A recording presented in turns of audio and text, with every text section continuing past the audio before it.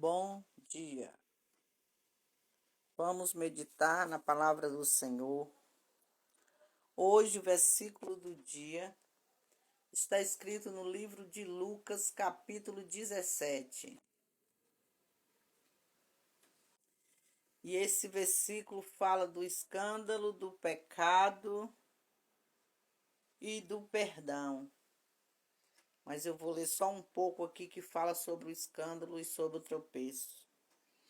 E disse aos discípulos, isso Jesus falando aos seus discípulos: é impossível que não venham escândalos, mas ai daquele por quem vier. Melhor lhe fora que lhe pusessem ao pescoço uma pedra de moinho e fosse lançado ao mar do que fazer tropeçar um destes pequeninos. Olhai por vós mesmo, e se teu irmão pecar contra ti, perdoa. E se ele se arrepender, perdoa-lhes. Então a palavra de Deus nos diz aqui que escândalos virão, mas ai daquele pelo qual vier o escândalo. Muitas vezes nós falamos da palavra de Deus para as pessoas e eles começam a apontar os que fazem errados. Tem pastores que fazem isso, dentro da igreja está cheio de erro. Isso não é justificativa e é pecado, porque você está julgando os outros. A Bíblia diz que olhai por vós. O versículo que nós lemos aqui diz: olhai por vós. Não adianta você dizer que os pastores estão pecando em cima do altar, não adianta você dizer que as pessoas que estão dentro da igreja estão pecando, estão errando. A Bíblia diz: olhai por vós. Então nós temos que olhar por nós, para não sermos tropeço na vida do próximo, na vida dos nossos irmãos, na vida daqueles que não conhecem a Deus, porque Deus cobra caro de quem faz isso. E a Bíblia diz mais: se o teu irmão pecar contra ti e se arrepender, perdoa. Porque quando você perdoa, isso dá alívio à sua própria alma. Se você guarda mágoa, ódio, rancor de alguém, isso te faz mal, isso enfraquece seus ossos, isso incentiva o câncer.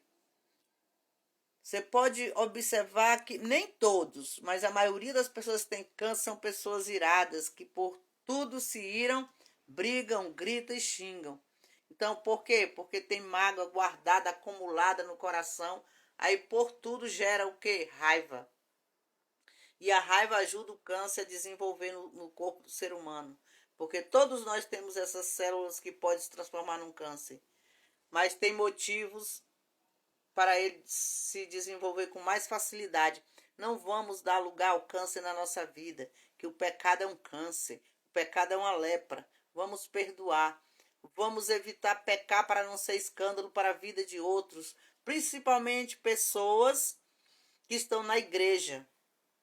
Porque é desses que Deus cobra, dos que estão na igreja mesmo, que pecam, que fazem, dão motivo para escandalizar a palavra de Deus. Então nunca diga, tem pastores na igreja que estão em pecado.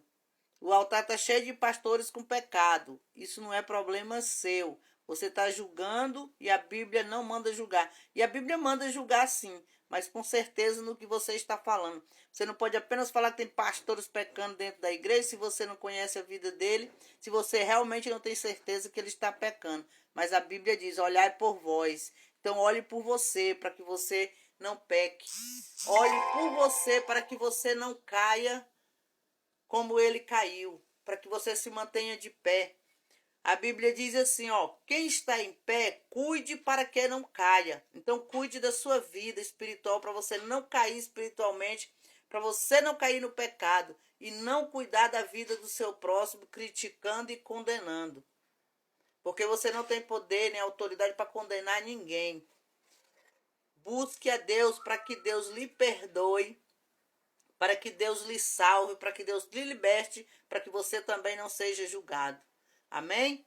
Então fica essa palavra, perdoe aqueles que te ofenderam e não seja tropeço para aqueles que querem servir a Deus. Porque senão Deus vai cobrar caro de cada um de nós que causar o escândalo.